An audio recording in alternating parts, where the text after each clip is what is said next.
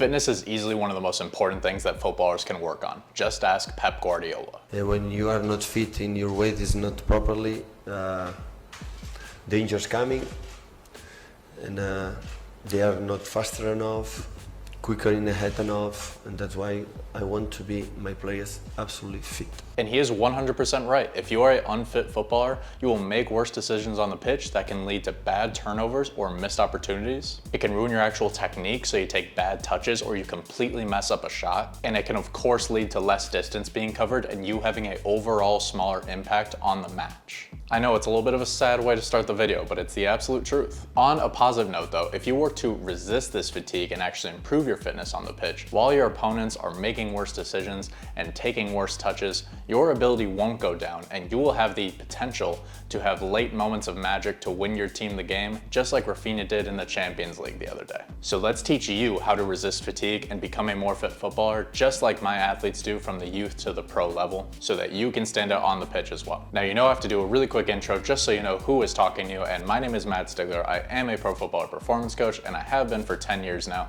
But anyway, let's get right to the video.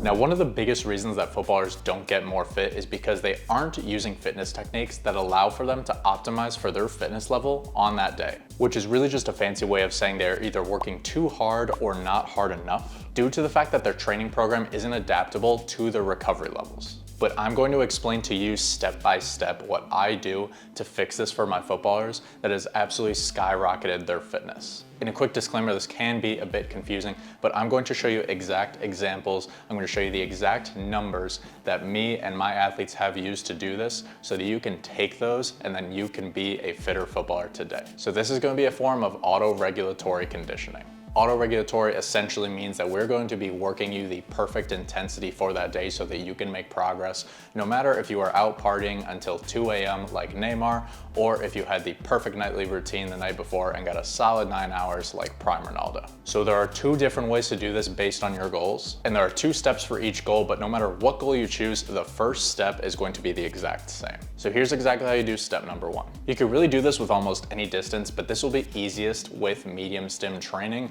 So for the sake of ease of understanding, we're going to use 400 meters or 0.25 mile runs as the example today. So step number 1 is you're going to run 400 meters as fast as you can. Let's say you run that in 90 seconds. Then you're going to rest for as long as you need to fully recover. Usually this is anywhere between 2 to 3 times how long it took you to run the 400 meters. So if you ran it in 90, you'll multiply that by 2 to 3 and you will get 180 seconds or 270 seconds of rest. Then you'll run the 400 meters as fast as you can again. If you beat your time again, so if you beat that 90 seconds, you will then rest again, and then you will run the 400 meters again. But if you fail to beat your time on the second run, then you will fully stop and move on to the second part. So if you ran it the first time in 90 seconds, and on the second time you ran your 400 meters in 88 seconds, you would then rest and run it a third time. And on your third run, if you beat 88 seconds, then you would run it again. And you would keep going until you didn't beat your last time. The reason why we do it like this is because we want to find out your body's max ability on that day. So you're going to find out if you're at the fitness levels of Prime Park versus Pirlo. Yeah, I remember we played against Milan in Milan, and Pirlo was at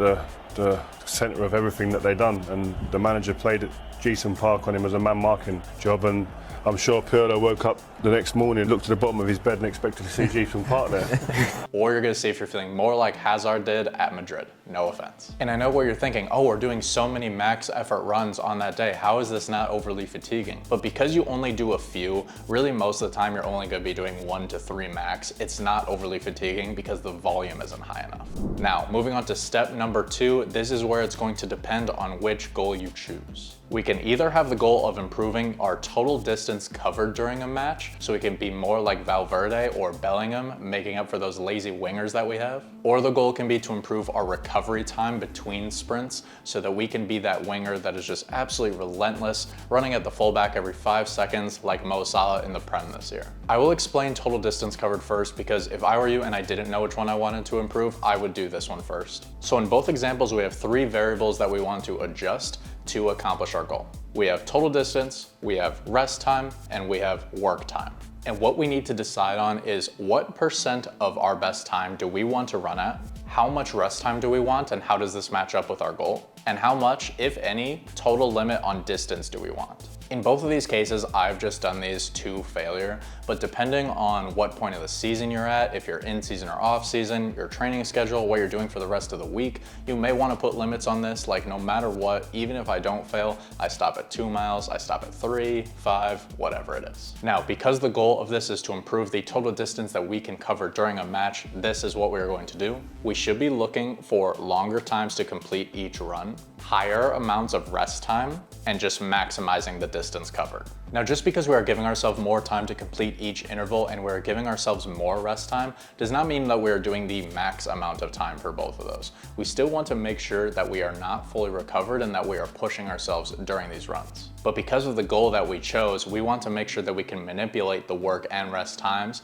to make sure that over the weeks and months that we can actually run longer distances. So here's an exact example of workout that I did the other day so that you can better understand this and visualize this for yourself. So I did 400-meter repeats at 150 to 160% of my fastest 400-meter time. I then did this with a 1-to-1 work to rest ratio, meaning that however long it took me to run my sub-max 400 meters, I would then rest for the same amount of time. So then the two ways that I would then progress this to make sure that I can actually improve upon this session is number one, I would increase the rest time on the work to rest ratio. So I would go from 1-to-1 to maybe 1 to 1.25. Or maybe we slow down how long we require ourselves to complete the interval. So instead of being at 150 to 160%, I could go from 160% to 170. I would be careful about doing that one too much because we still want to make sure that we're hitting relatively high speeds as we're doing these runs. We don't want these to turn into really long, slow jogs. Now, what if you are someone who wants to improve how quickly they recover from sprints during a match?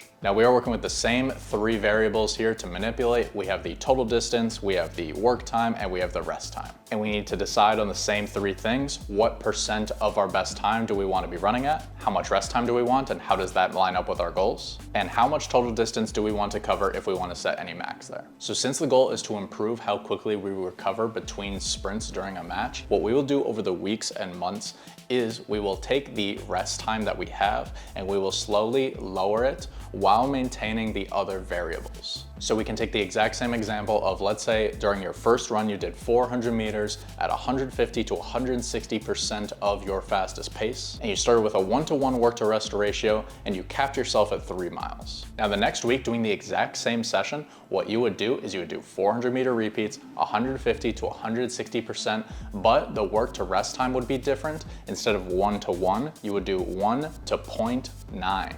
So if it took you 90 seconds to run, you would then take 90 times 0.9 and you would get 81 seconds of rest. And then you would try and complete the 3 miles again. And you would continue a similar progression week to week. Now, if you're planning on doing this same progression for a longer period of time, you might want to start with a higher work to rest ratio than 1-to-1 so that you could give yourself some more room to work with, because eventually you're gonna be doing 1 to 0.5 and you're just gonna be giving yourself 0 time to rest. And if your rest ratio ever gets way too low, it's just going to turn into longer, slower jogs, and you're not gonna be making it specific to what we see on the football pitch. So to quickly summarize every single thing that we went through, you will start off by finding what your fastest 400-meter dash is for that day or whatever distance you choose. You will then work at sub-max speeds, but you will progress each of them differently based on your goal. Now, of course, there are other different types of conditionings that you're going to want to do to make sure that you are maximally fit on the football pitch, like high stim types of conditioning, capacity sets in the gym, etc. But if you start doing this today, I can guarantee you would get significantly more fit on the pitch. And if you want to see any of those other types of conditioning strategies, definitely let me know in the comments. Otherwise, I hope this was helpful. I know that this is a bit of a confusing video, but hopefully the visuals and examples actually helped you.